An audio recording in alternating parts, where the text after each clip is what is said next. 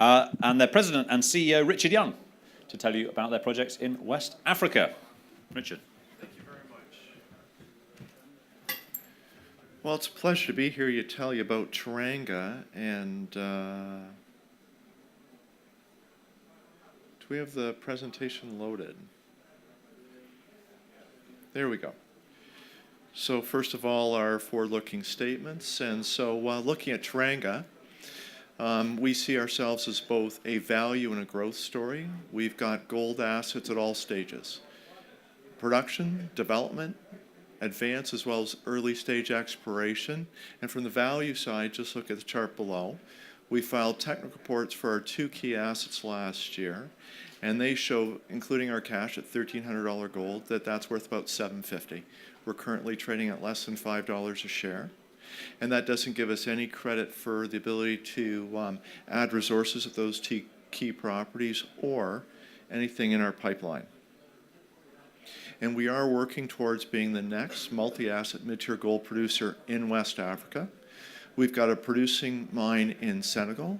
We've got a project in construction today in Burkina Faso. We've got a third project, an advanced exploration project, also in Burkina Faso, that is fully funded through feasibility. And then we've got a number of attractive earlier stage projects in Côte d'Ivoire.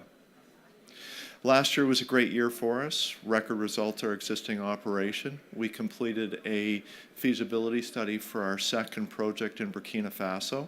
We've now financed that and moved that into construction. We had a lot of success with the drill bit, principally at Golden Hill, which is our most advanced exploration target. And we completed a joint venture in Côte d'Ivoire, which we think is going to bear fruit very soon for us.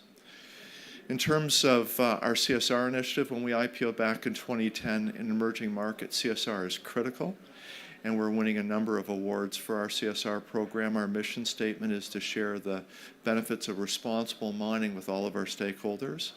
And among the awards we won last year was the PDAC Environmental and Social Responsibility Award, which is essentially the top award for our industry, so we're pleased with that.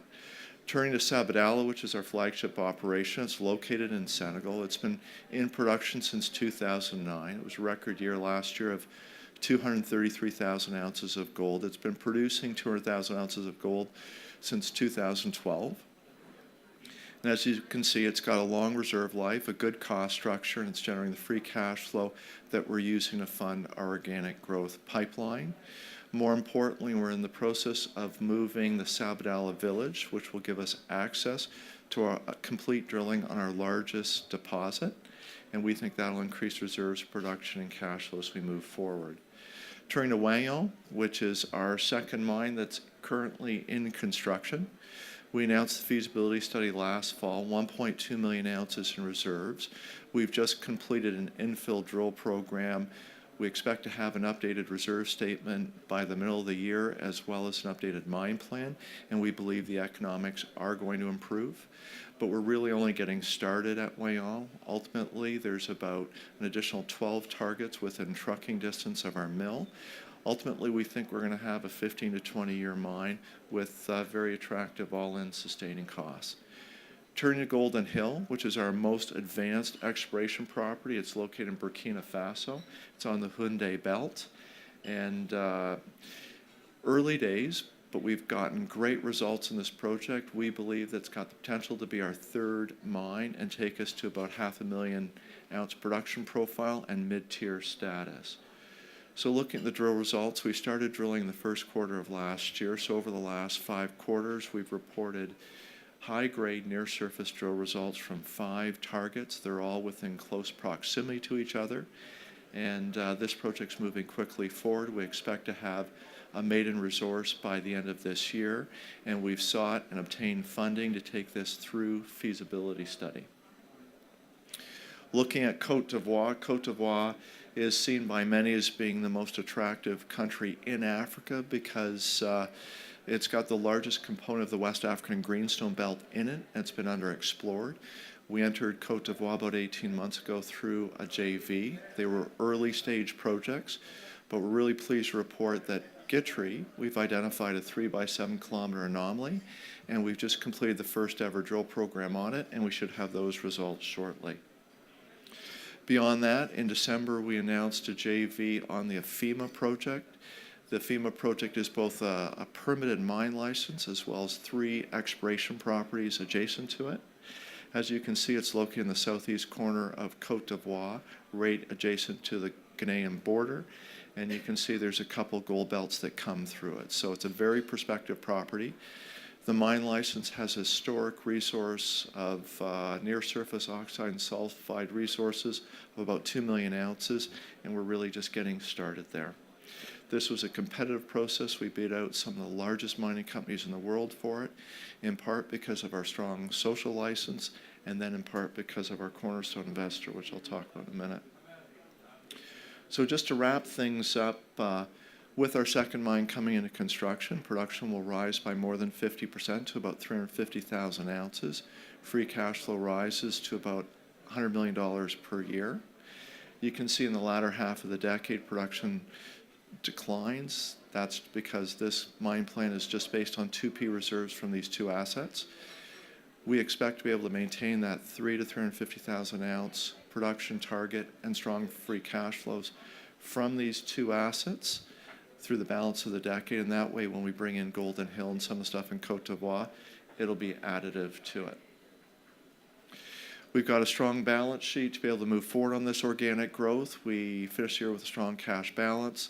Sabodala is going to generate some strong free cash flows for us, and we've put a $165 million facility for Wahgnion, as well as a $25 million facility for Golden Hill that'll take that through feasibility study.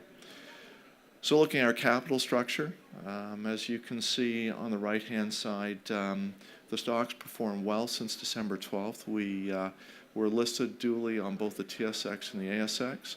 We delisted off of the ASX as the stock had migrated to the TSX. Led to underperformance in the second half of last year, but as you can see, once that facility closed on the 12th of December, the stock has performed well. In part, we've had a number of good exploration and operating releases. The stock is followed by a number of the top Canadian gold analysts, including Bank of Montreal, Royal Bank of Canada, and Canaccord. They've all got either buys or outperforms on the company. Speak up. Okay, sorry about that. Thank you, Andrew.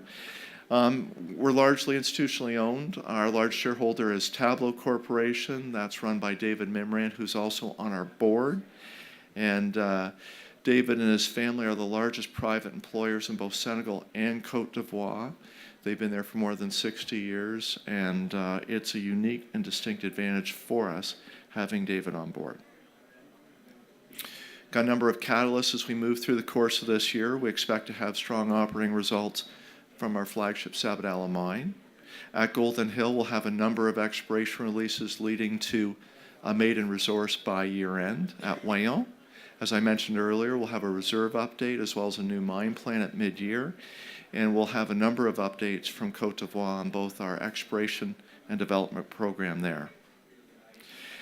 And finally, looking at the last slide, we at this point are trading at a discount to our peer group. And I think as we continue to execute through the course of this year, we'll move to fair value versus our peers. And so even without the benefit of the pipeline, we think that there's still a lot of value left in the Teranga share price.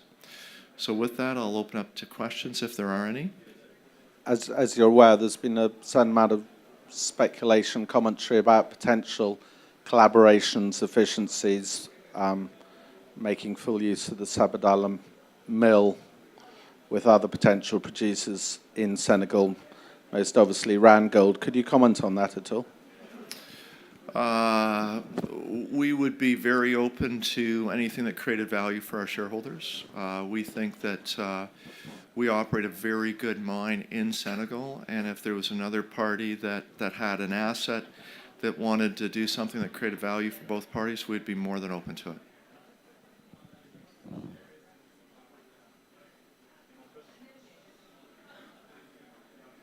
Well, thank you.